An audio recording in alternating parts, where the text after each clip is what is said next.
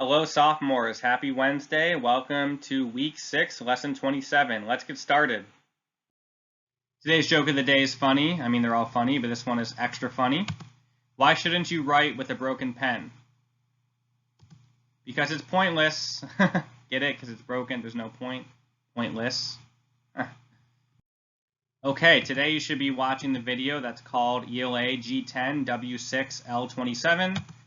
Today you're going to be reading The Thrill of the Chase, which is the same text for the whole week, and you're going to engage in an activity around the structure of feature stories.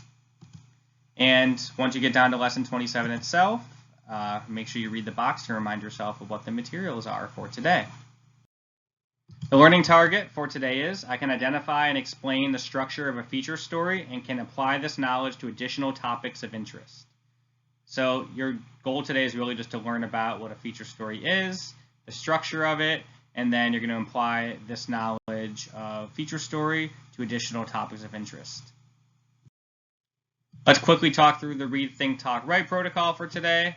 For the read section, it tells you here, note that feature stories are also known as human interest stories. These articles are written on topics that most people find intriguing and often fun. So your job today is to review the guidance on literary nonfiction feature stories on your note catcher. And then the think part today is around, you have to think about the choices the author makes in order to make her writing come alive for the reader. And then capture your thinking by answering the questions in your note catcher before engaging in a conversation. So I wanted to show you the note catcher real quick. So you'll see here on the first part of the note catcher, it actually lists off the different elements of a feature story, and then there's some guiding questions you have to answer about the feature story that's listed right below the elements on the note catcher. So for the talk section today, you're going to talk with someone about the following question. What are some feature stories either in print or on the news that you have read or seen? How do the authors engage the audience around these topics? And you can think about current news topics because those are welcome in this conversation. So really just think about like your own personal life and feature stories that you've read in print or seen on the news. And you really got to think about how do authors engage the audience around these topics, around these feature stories. And then for the writing section, on your note catcher, you're going to answer this following question. How does the author end the feature story? Why is the ending so effective? So that's really important. Endings are key in feature stories, so you really have to just think about how the author ended the feature story and why was it so effective. And as always, anything that's listed in bold means you have to write your answer on the note catcher.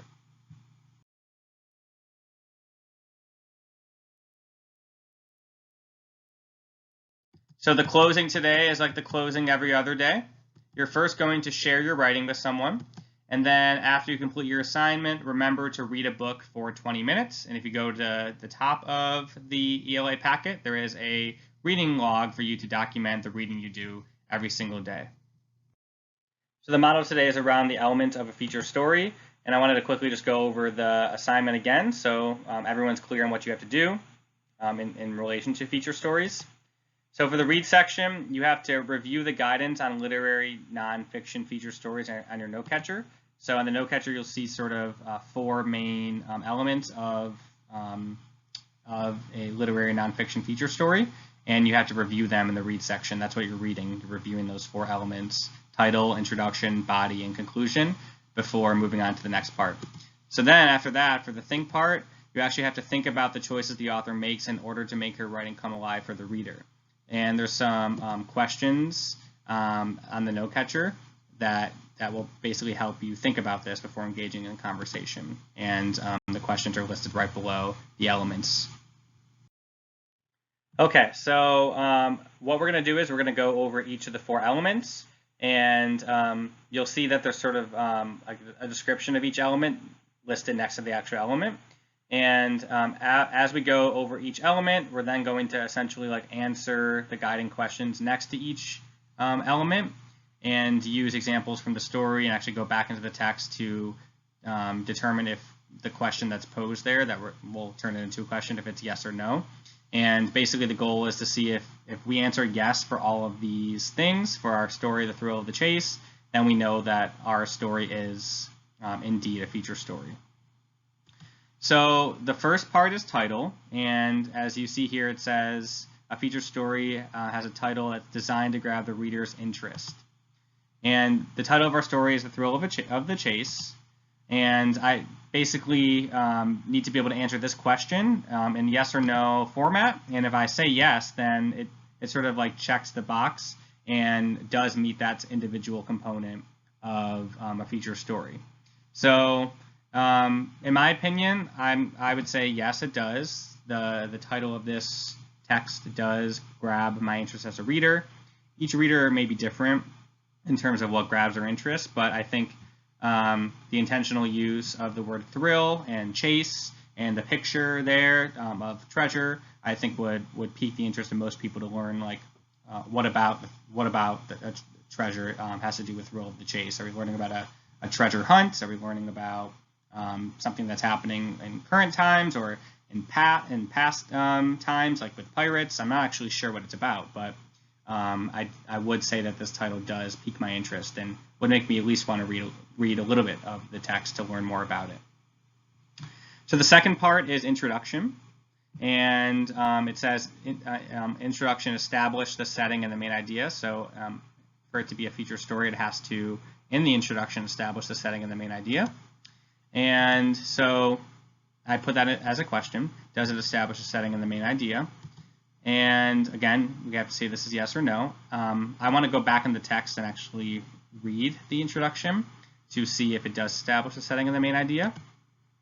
So I have the first few paragraphs of the text listed here. I'm not going to reread all of it with you, but we can go over what happened in this story since we have already engaged in the first read and close read.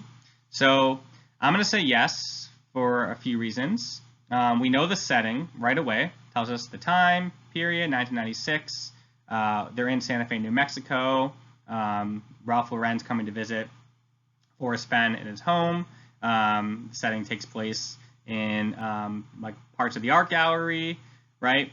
And when we keep reading, like the setting, shifts a little bit. I mean, it's all like taking place in the same area, but we learn about the actual path to get the treasure itself, and people that experience like sleeping in cars was the setting for that family. So like we learn about the settings shift for different people who are like sharing their story and their anecdotes about the treasure hunt. But right in the first few paragraphs, we definitely learned about the setting of the story. And then the main idea, I would say yes. We have a general understanding about the main idea of the text, although it does shift a little bit. Like after reading the first couple paragraphs, you would think the main idea is about the memoir that this man's writing, Forrest Fenn's writing. But actually, no, it does shift a little bit. But we have an understanding of like what this man is about and what he cares about, and while like what he's doing to like keep his legacy from living on changes after the third paragraph. That's when we learn about the actual treasure hunt. We do know that the main idea of this text is around like what can Forrest Fenn do to preserve his legacy and to like chronicle his life, and get people to like sort of like understand his passions and everything that he cares about in the world. Okay, so we went over the first two, title and introduction. The next part is body, and it says chunks information, often but not always separated by subheadings, presents the main ideas through compelling anecdotes, facts, quotations, details, and examples. I took that first part and I put it as a question. I said, does the body chunk information? Yes or no. And that second part I made into a question. Are there compelling anecdotes, facts, quotations, details, and examples? With obviously yes or no answer. So if I go back into the text in the body paragraph, again, I'm not going to read all of it with you. I would see that like we sort of hear about Fenn and more about his antiques and how he was going to write a memoir, and we learn about like how Fenn actually didn't die, even though he thought he was going to die from the cancer. So I guess he beat the odds because I think it was only 20% survival rate. And from there, like he then got the idea of actually making all of this into sort of like a treasure hunt and a big adventure. And he wrote a poem where he, was going to basically release that poem to people, and the people were going to have to like understand what he meant by his poem, and it was going to be a sort of like a puzzle they have to like put together to actually find where the treasure was hidden. And then we hear different stories about people that attempted to try to find the treasure.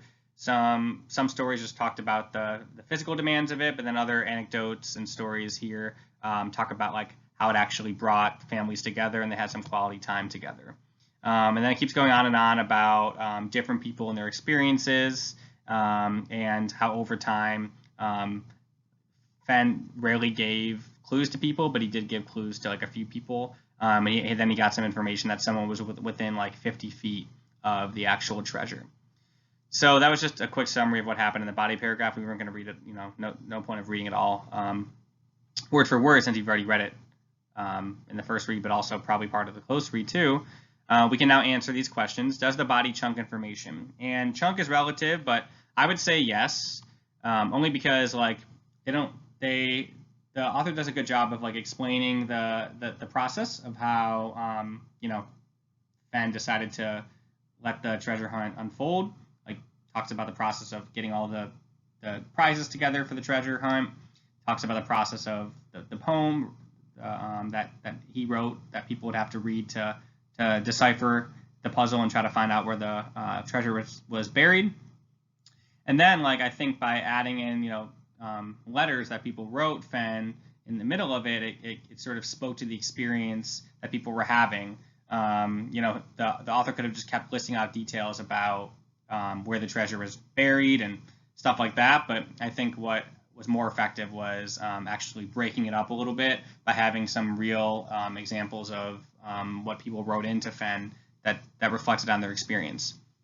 And then the second question, are there compelling anecdotes, facts, quotations, details, and examples?